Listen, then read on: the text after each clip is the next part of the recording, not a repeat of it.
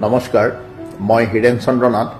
শিশুৰ সুৰক্ষা সম্পৰ্কে মই কিছু কথা ক'বৰ কাৰণে আপোনালোকৰ ওচৰলৈ আহিছোঁ। কিশোৰ ন্যায়ৰ প্ৰণালীৰ সম্পৰ্কে আমাৰ আৰক্ষী থানাসমূহৰ বিশেষ ভূমিকা থাকে। আপোনালোকে জানে যে প্ৰত্যেক থানাতে একোজন শিশু কল্যাণ আৰক্ষী বিষয়া থাকে।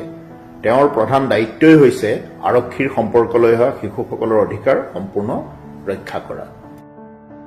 আপোনালোকে জানিবলগীয়া আৰু কেইটামান কথা আছে, যেনে যিকোনো এজন আৰক্ষী বিষয়াই এফআইআৰ দিলে গোচৰ ৰুজু কৰিব লাগে, কিন্তু এই ক্ষেত্ৰত যদি শিশু হয় তেতিয়াহ'লে তেওঁক কঠোৰ ব্যৱহাৰ কৰিব নোৱাৰিব, তেওঁক হেণ্ডকাপ লগাব নোৱাৰিব আৰু তেওঁক লকআপত ৰাখিব নোৱাৰিব।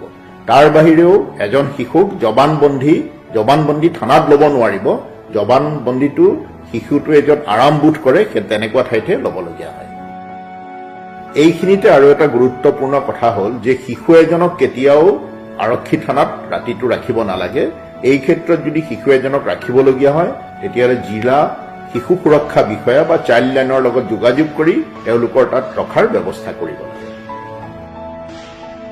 মই ভাবোঁ এই কথাখিনিয়ে আপোনালোকক আৰক্ষী থানাসমূহৰ পৰা শিশু সম্পৰ্কে সেৱা লোৱাত বিশেষভাৱে সহায় কৰিব।